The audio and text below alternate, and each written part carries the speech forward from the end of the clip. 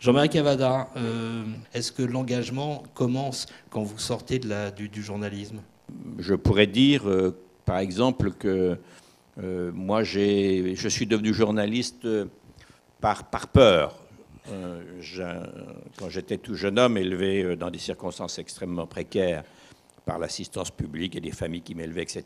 Et puis est arrivée l'invasion de la Hongrie par les chars soviétiques. Et pour moi, c'était une possibilité, un risque qu'une nouvelle guerre mondiale recommence. Et la guerre, j'avais une petite idée de ce que c'était, parce qu'on avait fusillé sous nos yeux de bambins, j'avais 3 ans, des maquisards. Et je me souviens très bien encore aujourd'hui de l'éclair qui sort des fusils et des types qui tombent le long de leur corps, comme ça, vous voyez.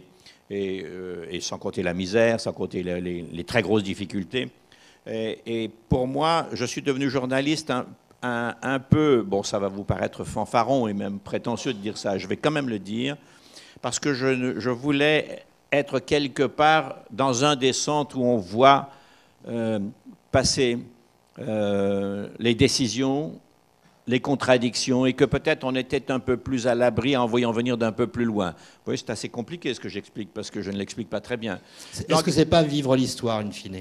Naturellement, alors ça c'est carrément physique. Je pense que quand on devient drogué d'une certaine manière, et si on arrive à un bon niveau de journalisme, en effet, on est très proche des événements et on vibre un peu comme les musiciens qui interprètent Mozart sont souvent assis sur le tabouret de Mozart devant le piano.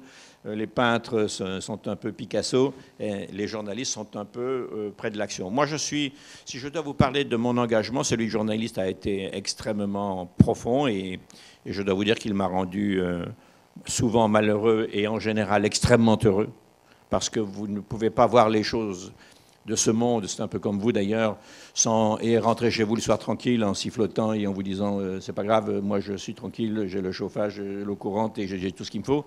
Ou alors vous n'avez aucune empathie pour ce dont il s'agit, et naturellement là c'est un métier superficiel. Et puis il y a l'engagement public plus nettement évident auquel vous faites allusion, qui est celui de m'occuper de l'Europe.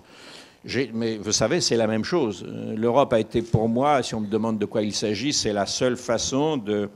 La bataille pour la construction de l'Europe m'est toujours apparue comme une bataille pour la paix, naturellement, par le moyen de la prospérité. Pour faire quoi? Pour faire un continent, une puissance démocratique, c'est-à-dire où on vit bien, dans de bonnes conditions, et je ne fais pas allusion seulement à l'économie, qui naturellement en ce moment souffre beaucoup, mais où en tout cas, par-dessus tout ça, le but de l'Europe, et c'est ce à quoi je me suis toujours consacré aujourd'hui encore, c'est que c'est un continent qui respecte plus que tout autre les libertés individuelles et les libertés collectives, et cet engagement, du coup, valait la peine.